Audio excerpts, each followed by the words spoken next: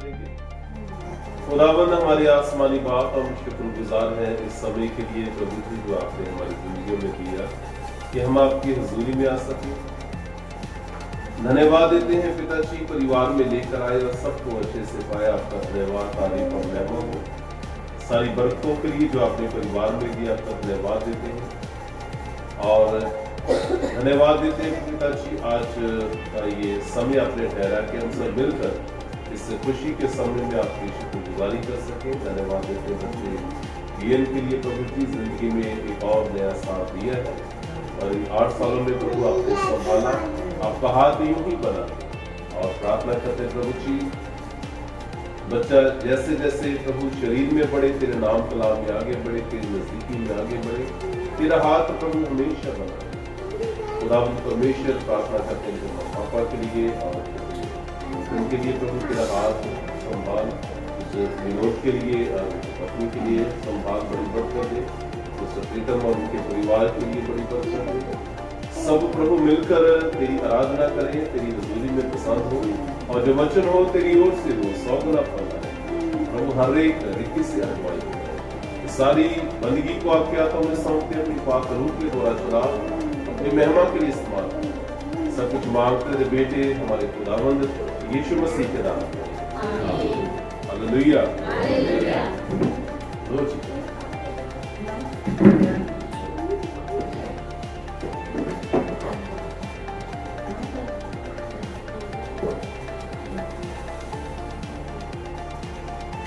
तेरिया सिफतां दे गाने गीत करना शुक्र खुदा, तेरिया सिफतां दे गाने गीत करना शुक्र खुदा।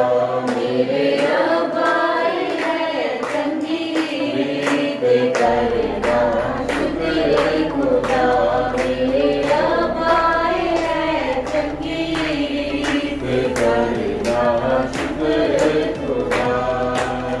बड़े तेरे शपथ तेरी, बड़े तेरे शपथ तेरी, रात मेरे रहमत तेरी, रात मेरे रहमत तेरी, करिए याद सदा के करना शुक्र खुदा। मेरे रबाई है चंगी रीत करना शुक्र खुदा।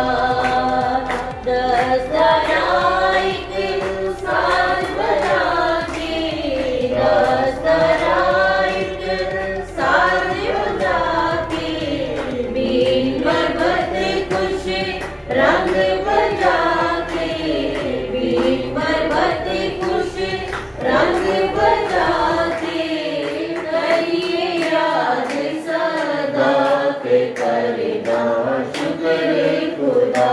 मेरे रबाई है चंगी रीत करना शुक्र खुदा। अपने कम्मा तो या रब्बा, अपने कम्मा तो या रब्बा, खुशी में साज बजावा, करिए याद सदा के करना शुक्र खुदा। मेरे रबाई है चंगी रीत करना शुक्र खुदा। तेरिया सिफतां दे गाने गीत करना शुक्र खुदा। जीवन में आशीष तेरी तेरी बरकत आई है खुदा। जीवन में आशीष तेरी बरकत आई है खुदा। कि बंधन टूट गए हम भी मुक गए अधरू सुख गए खुदा। कि बंधन टूट गए हम भी मुक गए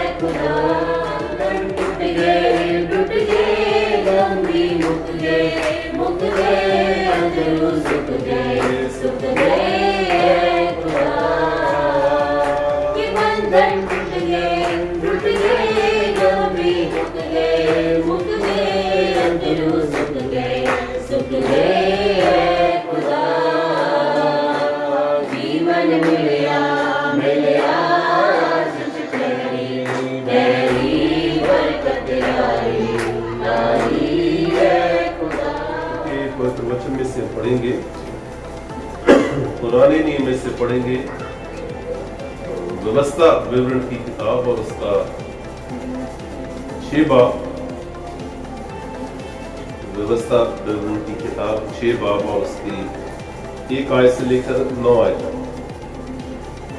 ये वह आज्ञा और वह विधियां और नियम हैं जो तुम्हें सिखाने को की तुम्हारे परमेश्वर यहोवा ने आज्ञा दी कि तुम उन्हें उस देश में मानो जिसके अधिकारी होने को पार जाने पर और तू और तेरा बेटा और तेरा पोता यहोवा का भय मानते हुए उसकी उन सब विधियों और आज्ञाओं पर जो मैं तुझे सुनाता हूँ अपने जीवन भर चलते रहे, जिससे तू बहुत दिन तक बना रहे। इस्राएल सुन और ऐसा ही करने की चौकसी कर, इसलिए कि तेरा भला हो और तेरे पितरों के परमेश्वर यहोवा के वचन के अनुसार उस देश में जहाँ दूध और मधु की धाराएं बहती हैं तुम बहुत हो जाओ।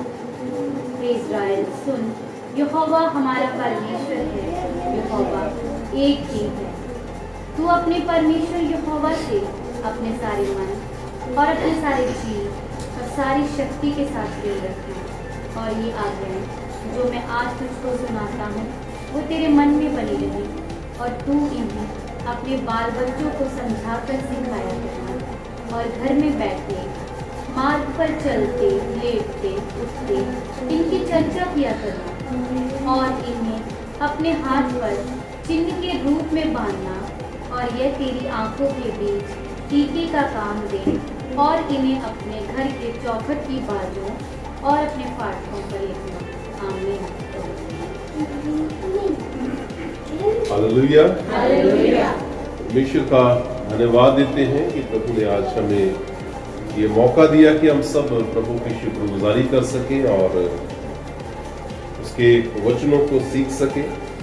पाक कलाम में से हमने व्यवस्था विवरण की किताब उसका 6 बाब और 1 से 9 वचन को हमने पढ़ा है। प्रभु के दास मूसा के द्वारा लिखे हुए वचन और इस्राएली और हम सब के लिए, हमारी बेहतरी के लिए और बढ़ोतरी के लिए है। खुदा का कलाम यहाँ पर सिखाता है कि परमेश्वर ने हमें जो आज्ञा दी है, जो हुक्म दिए हैं, उनके हमारी जिंदगी में क्या अहमियत है। और परमेश्वर का वचन यहाँ पर जब शुरू होता है तो कहा गया सब लोगों के लिए कि ये आज्ञा और विधियां नियम हैं जो परमेश्वर ने मूसा को कहा कि ये सब लोगों को सिखाना और पीढ़ी दर पीढ़ी लिखा तू और तेरा बेटा और तेरा पोता, ताकि यहोवा का भय मानते हुए इन सारी विधियों के अनुसार चले। और जो कोई इन विधियों के अनुसार चलेगा, इन हुक्मों में बना रहेगा, खुदा का वचन यहाँ पर कहता है कि ऐसा करने से, उसके अनुसार चलने से, अगर उसका जीवन इन वचनों के अनुसार चलता है तो तू बहुत दिन तक बना रहेगा। तेरे घर में खुदावन की आशीष आएगी, तेरे परिवार में आशीष आएगी और एक पीढ़ी से दूसरी पीढ़ी तक ये आशीषें लगातार बहुतायत से परमेश्वर की ओर से आएंगी। सो जो कोई खुदावन के हुक्म को मानता है, उसकी आज्ञाओं को पूरा करता है, उस परिवार में खुदावन की आशीषें आती है।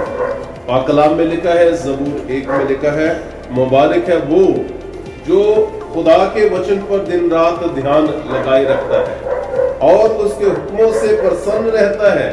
और वचन में लिखा है कि वो उस पेड़ के समान होगा जो बहते पानी के किनारे, जो नदी के किनारे लगाया गया है और समय पर फलता है, ना उसके पत्ते मुरझाते हैं। और जो कुछ भी वो शख्स करे, इंसान करे, उसमें प्रभु उसे सफल करेगा, कामयाबी देगा।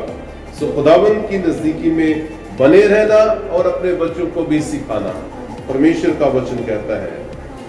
और इसमें जो मुख्य आज्ञा थी कि यहोवा हमारा परमेश्वर है और यहोवा एक ही है, एक ही खुदा है, परमेश्वर यहोवा और तू अपने परमेश्वर यहोवा से सारे मन, सारे जीव, सारी शक्ति के साथ प्रेम रखना और यही बातें अपने बाल बच्चों को समझाकर सिखाया करना।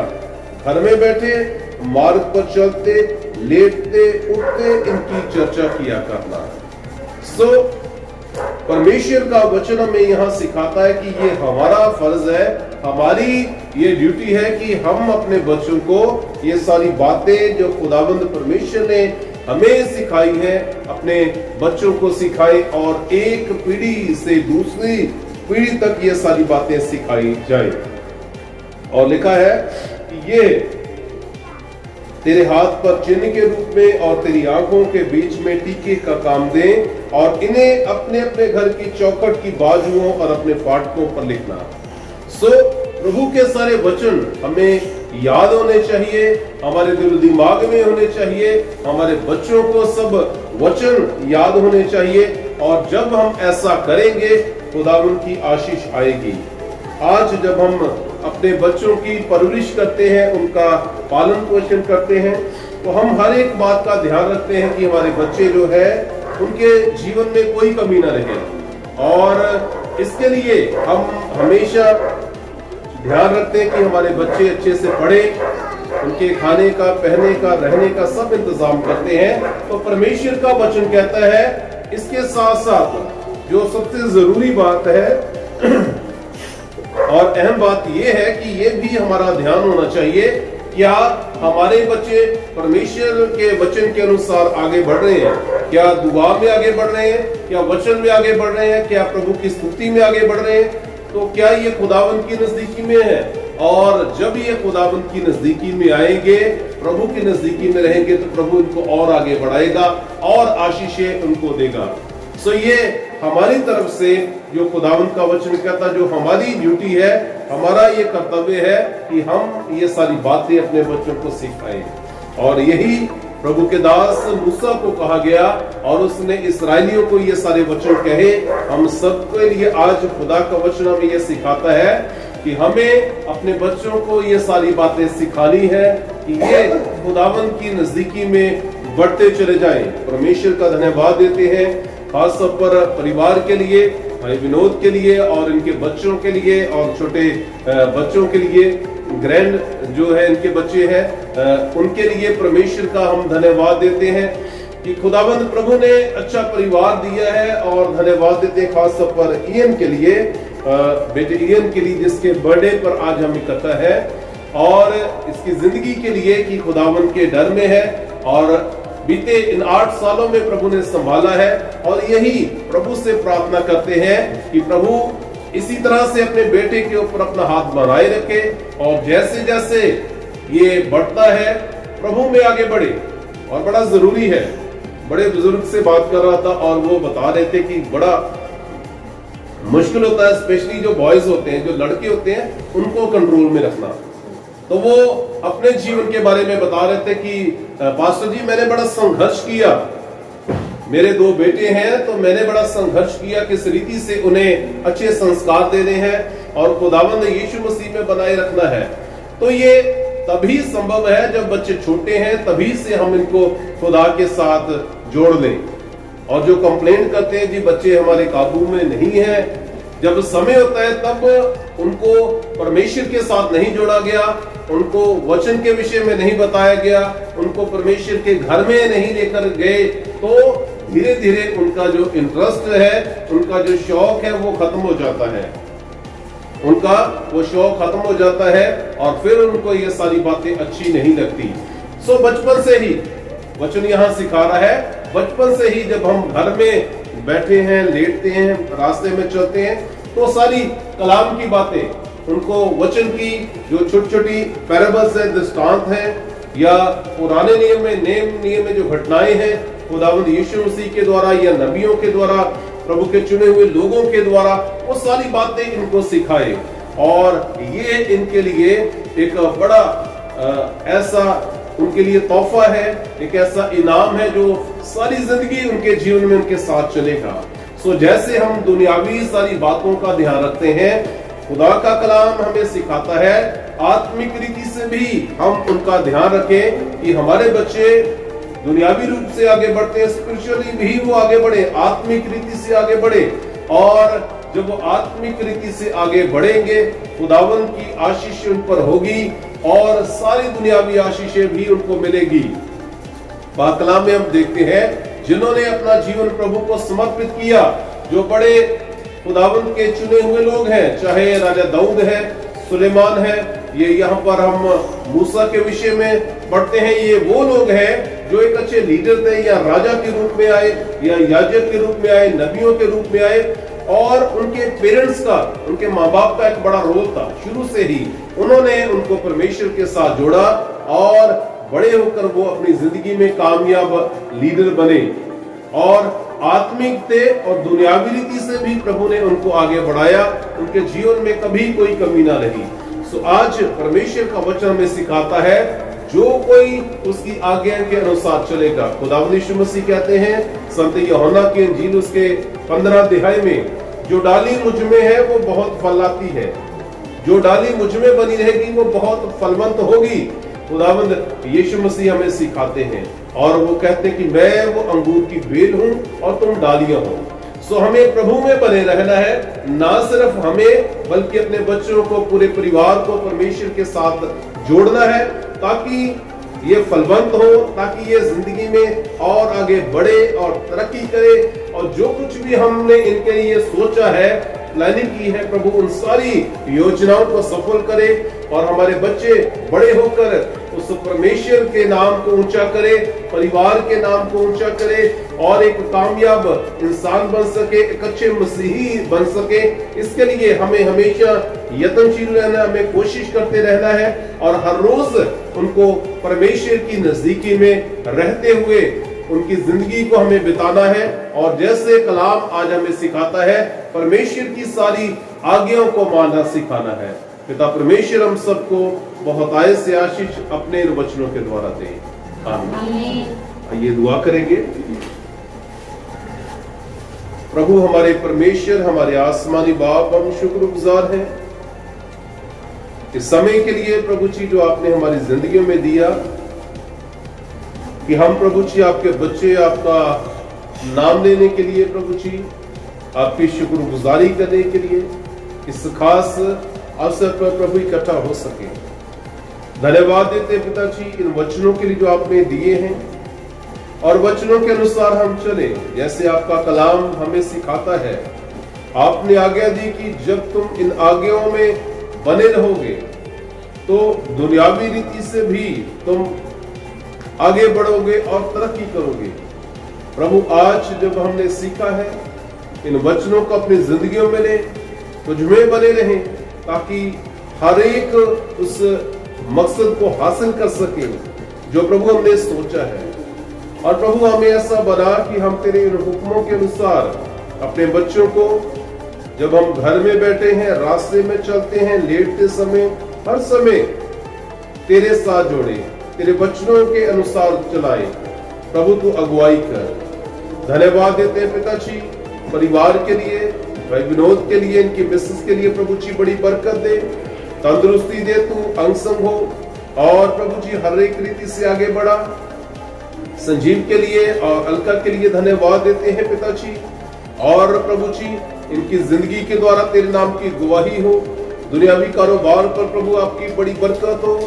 धन्यवाद देते हैं इयन के लिए प्रभु जी, और खास तौर पर जब आज प्रभु इस जन्मदिन के अवसर पर इकट्ठा हुए हैं, बड़ी बरकत दे, तंदुरुस्ती दे, अंग संग हो, तरक्की दे, और ईतन के साथ तो बड़ी बरकत दे। और ये प्रभु बच्चे जैसे जैसे बढ़े, तेरे नाम में, कलाम में आगे बढ़े, तू रहनुमाई कर, तू साथ साथ चल। इस घराने पर प्रभु तेरी आशीष हमेशा बनी रहे। प्रार्थना करते हैं आयु अजीजों के लिए प्रभु, तेरे बच्चों के लिए प्रभु तू हर एक के ऊपर अपना हाथ बनाए रखना और प्रभु तेरे वचनों के अनुसार आगे बढ़े। हम सब प्रभु जी तेरी आज्ञाओं को पूरा करें, तेरे नाम को महिमा और जलाल हमारी जिंदगियों के द्वारा मिले। और खुदावंद प्रभु जी जो आज आपकी महिमा के लिए भजन गीत गाए गए, आपकी हजूरी में कबूल हो, अपने लोगों को बड़ी बरकत दे। सारी बंदगी के लिए आपका धन्यवाद देते हैं, सारी बरकतों के लिए धन्यवाद देते हैं। हर एक आपके बेटे आपकी बेटी को आपके हाथों में सौंपते हैं, खासतौर पर इस परिवार को, बेटे को तेरे हाथों में सौंपते हैं, बड़ी बरकत दे। धन्यवाद देते हैं पिताजी, प्रार्थना को सुना, सुनकर कबूल किया, सब कुछ मांगते तेरे बेटे हमारे खुदावंद यीशु मसीह के नाम में, आमीन। आए हमारे बाप तू जो आसमान पर है, तेरा नाम पाक मना जाए, तेरी बादशाहत आए, तेरी मर्जी जैसे आसमान में पूरी होती है जमीन पर भी हो। हमारे रोज की रोटी आज हमें बख्श दे, जैसे हम अपने कसूरवार को माफ करते हैं तो भी हमारी कसूर में माफ कर। हमें आजमाइश में न पड़ने दे, बल्कि बुराई से बचा, क्योंकि बादशाहत, कुदरत और जलाल हमेशा तक रहे, आमीन। अब हमारे प्रभु यीशु मसीह का अनुग्रह, परमेश्वर पिता का प्रेम, पवित्र आत्मा की सहभागिता आप सबके साथ, पूर्ण विश्वासियों के साथ अब से लेकर हमेशा तक होती रहे।